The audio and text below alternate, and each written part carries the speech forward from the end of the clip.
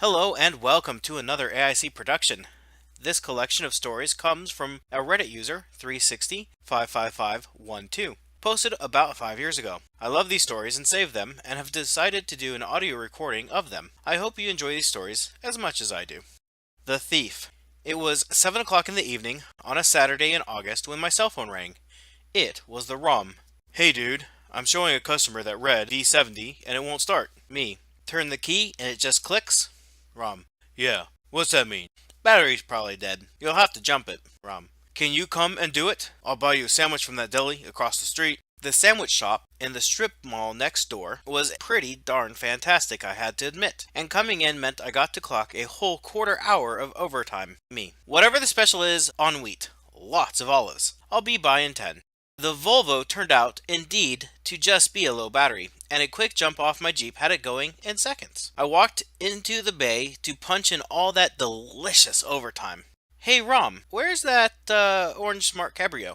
We were one of the first retailers of imported smart cars. A couple of years before Mercedes/Penske brought them in officially. We had a small herd of gray market cars, and since there were only a handful in the States at the time, they tended to get a lot of attention. They were great cars to have in inventory since they had a huge profit margin, close to 5,000 markup on each, and basically sold themselves. But with the ravenous demand for them, we knew they were a serious target for thieves, and we kept all of ours in one of the bays under lock and key. Rom's eyes snapped into the empty spot in the bay where a certain orange smart cabrio should have been sitting. He freaked. What the fuck? Is it in the service bay? I kicked off the alarm for the service bay and surveyed lots of broken Volkswagens. Some evidence that one of the techs and Colossal Redneck had enjoyed a few natty ices after hours, but zero smart cabrios. Within seconds, Rom was on the horn with the police. Rom basically told the Volvo customer to piss off, and he and I chatted for a minute while we analyzed the situation. Someone had managed to get our car out of the bay without tripping the alarm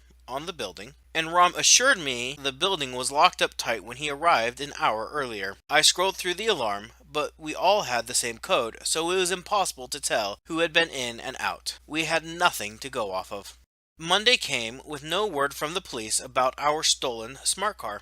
I came in at my usual a little bit late o'clock and rolled open the door to the bay. I immediately whipped out my phone and rang Rom. Boss, you're not going to believe it. The orange cabrio is back in the bay. What? The building was locked, no trip codes in the alarm, and the key was back on the hook. Car's dirty, but it's intact. Rom blasted into the parking lot moments later, the Amazon in tow. The Amazon was his wife and co-owner of the business. She was every bit of 11 feet tall and loved exactly 3 things in the world: shouting at employees, shouting at vendors, shouting at customers. Just shouting in general. The two yelled incoherently, trying in vain to scream themselves towards a logical explanation, while I scrolled through the alarm. Lots of arms and disarms on Sunday, nothing atypical there, and nothing that morning. We called the police back and informed them that the car had been found. Rom asked them to come and take fingerprints, and even without speakerphone turned on, I could hear the guffaw on the other end of the line. Obviously, we are going to have to solve this ourselves. It's the next Saturday, and I'm laying on my couch, trying to balance a can of Coors on my stomach while watching Nigella Lawson when the phone rings. It's Colossal Redneck. Dude, Rom just called me. The cabrio's missing again. You know anything about it? I didn't put it in for service on Friday, did you? Nope. Damn, I'll have Rom call the fuzz again. Monday rolls around, and I saunter in to work a few minutes late. The bay door is open with Rom, the Amazon, and Colossal Redneck standing around staring at something. I pull up to the door. Lo and behold, the cabrio is back. Amid the wailing of the bosses, Colossal Redneck pontificated in a bout of eloquence. This shit is fucked up. Immediately following the profanity, however, there was a rare moment of brilliance. Looky here, the alarm ain't gone off, the building's locked up, and the fucking key is back in the right spot. If it was a thief, why didn't they take none of the computers, or the tow rig, or the flatbed, or nothing? Shit. The techs have all them tools, and nobody went and bothered those? And why'd they bring the car back and twice? I tell you what, it's gotta be somebody in the company doing it. He was right. The evidence added up to only one thing. Somebody on staff was borrowing the car without wanting anyone to know about it. Some dealerships let staff take inventory home in the hopes that they will become more familiar with the cars and be better able to sell them. But aside from occasionally loaning a car out for an overnight shakedown after major repairs, this was not something we did, and particularly not with gray market smart cars. In fact, we didn't even let people test drive them, with the exception of one blue hardtop that we used as a demo car.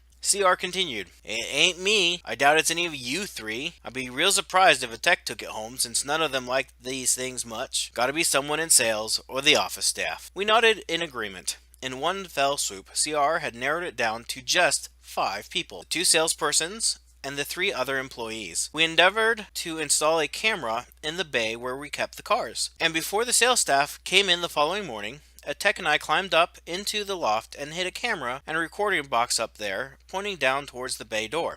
Fast forward to the following Sunday. I'm underneath an old Ford van a friend used as a tow rig, desperately trying to get the sad, old 351 Windsor to not overheat when my phone rings. Covered in a mixture of grease and ethylene glycol, I answer. It's Rom. "Cabrio's gone. Get over here and help me get the recording out of the camera." 15 more glorious minutes of overtime. Hooray! I tightened a few hose clamps on the Econoline and hopped into the Jeep. I rolled into the parking lot at work to find Rom, the Amazon, CR, and a bored-looking police officer standing around a curiously vacant spot in the bay. I climbed up to the loft to grab the recording box and hooked it to a TV. Oddly enough, there were no lights on either the box or the camera. Someone had unplugged them. We played back what we could of the recording, but all we saw was a typical busy Saturday. The 2 salespeople, the owners, and most of the office staff coming and going all day long. Nothing looked untoward at all, and the orange Cabrio remained cemented in place the entire day. Then, right around 5 o'clock, when people were starting to look like they were thinking about checking out for the day, the recording stopped. Either the tech who had helped me had spilled the beans, which wasn't super likely, because the technicians hated the office staff with a passion, or someone had spotted the camera and pulled it offline just before stealing the car. Unfortunately, I had positioned the camera in a way where it didn't catch the staircase to the loft, and so once again the trail was cold. There was much deliberation. My job was threatened by Rom. The Amazon shouted at me for a while, and the police officer left without saying anything. I noticed CR was surprisingly quiet until he butted into the yelling and relayed a cunning plan. It hinged on the absolute stupidity of whoever was taking the car. This ordinarily might have been a problem, but being that it was probably a salesperson who took it, betting on idiocy meant that the trap was foolproof. Fast forward to the following day, 6 p.m. I'm back at home after a day of work, cooking dinner, when my phone rings. It's Mr. Ferrari, one of our sales staff, who previously had worked for the Ferrari dealership in town and never let anyone forget it. "Hey, got a car that won't start." "Okay, be there in a few." "No, I'm sick of this shit. Just tell me how to fix it." This was novel. The sales staff categorically refused to mess with a car, even for something as simple as filling a tire off the compressor or jumping the battery. Lady Appleby's was too incompetent, and Mr. Ferrari was far too important for such things. Mr. Ferrari even refused to refuel the cars, making one of my lackeys do it for him. I had to admit, I was a little impressed that he wanted to fix it on his own for once, and I was certainly pleased that I might not have to put pants back on. Click, but no start? Mr. Ferrari sighed in exasperation. "No! Quit making stupid assumptions! The goddamn key won't turn on the ignition." "Alright, hang on. Let me call a tech real quick and get an opinion. Get back to you in a few." 10 minutes later, Rom and I screeched in the parking lot, one immediately after the other. Mr. Ferrari was livid. He marched towards me, finger pointed accusingly. "What the fuck? You were supposed to call me back, you piece of shit!" Rom sauntered over to him, like the bow-legged sheriff of some spaghetti western town. "You fucked up. That's what." Rom snatched the key out of Mr. Ferrari's hand. Sure enough, it was a smart car key, suspiciously labeled for the orange Cabrio. In a scene that looked a fair bit like the closing moments of the Scooby-Doo cartoon, Rom explained the plot. "Colossal Redneck switched the keys out on the orange Cabrio for another smart so it wouldn't start. We figured it wasn't anyone in sales taking the car, and we knew sales couldn't troubleshoot why the key wouldn't turn. When you refused to have 360-55512 come fix it for you, we knew there was something up.